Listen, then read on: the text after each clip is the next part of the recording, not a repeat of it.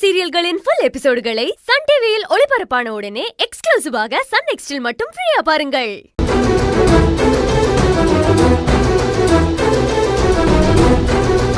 காயத்ரி, என் கால்ல கொஞ்சம் சொடக்கு எடுத்து விடுறியா?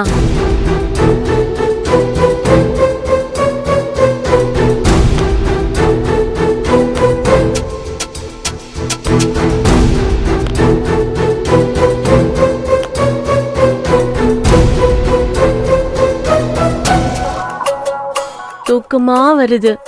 உன் கையில பல விதைய கத்து வச்சிருக்க.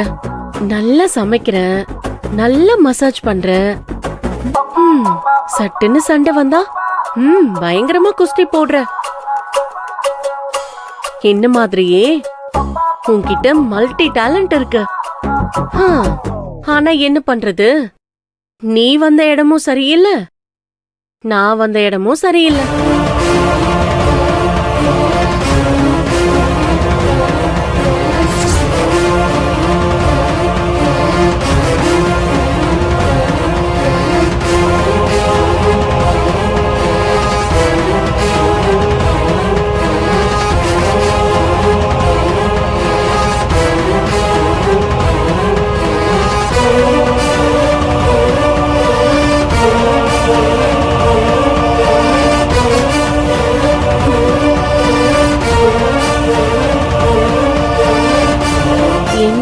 மசாஜ் பண்றத ஸ்டாப் பண்ணிட்டேன்.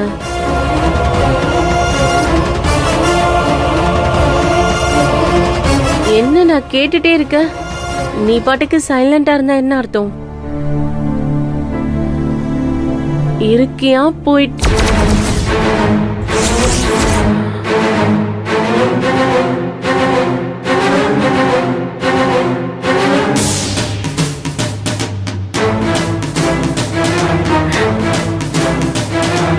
அண்ணி, ஐயோ அண்ணி,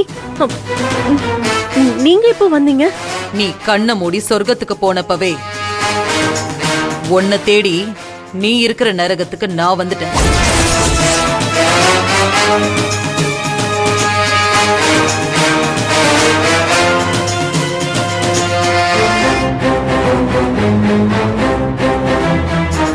காயத்ரி, சாப்பிடுறதுக்குன்னு ஒரு இடம் இருக்கும்போது எதுக்காக இங்க கொண்டு வந்து இவளுக்கு சாப்பாடு கொடுத்த?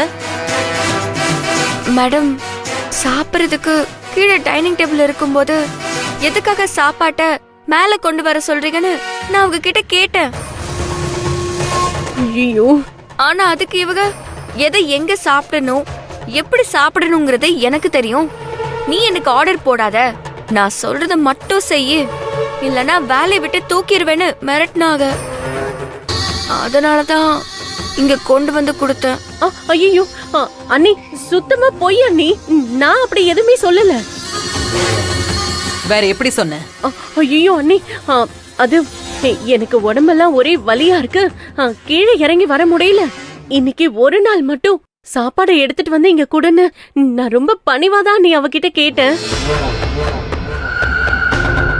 ஆனா அவ என் மேல இருக்க கோவத்துல ரொம்ப துணிவா நான் சொன்னது உங்ககிட்ட வேற மாதிரி கொளுத்தி போட்டுட்டா அண்ணி. இவ உங்களுக்கும் எனக்கும் நடுவுல பிரச்சனையை உண்டு பண்ண பாக்குறா அண்ணி. ஐயோ, பொய் சொல்றாங்க. ஏய், நீ சொல்ற பொய்யெல்லாம் நம்புறதுக்கு என் அண்ணி ஒன்னும் அடி முட்டாள் இல்ல.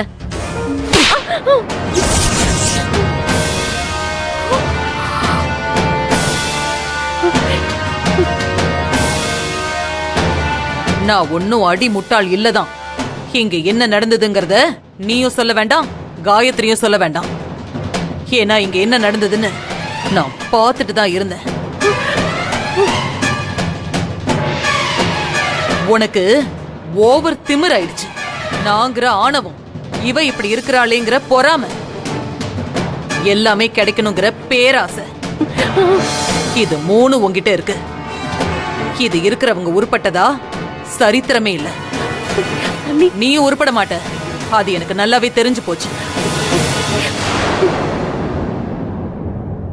மரியாதை குறைவா நீ நடந்துகிட்ட தம்பி பொண்டாட்டின்னு கூட பார்க்க மாட்டேன். தர தரன்னு இழுத்துட்டு போய் வீட்டுக்கு வெளியில தள்ளிடுவேன். அப்புறம் ஜென்மத்துக்கும் நீ இந்த வீட்டுக்குள்ளேயே நுழைய முடியாது. ஐயோ அண்ணி, மன்னிச்சிருங்க அண்ணி. அப்படி எதுவும் பண்ணிடாதீங்க அண்ணி. நான் செஞ்சது தப்புதான் அண்ணி. இனிமே கண்டிப்பா அப்படி எல்லாம் நடந்துக்க மாட்டேன் அண்ணி. செஞ்ச தப்புக்கு பிராயச்சித்தம் தேடாம மன்னிப்பு கொடுக்க முடியாது.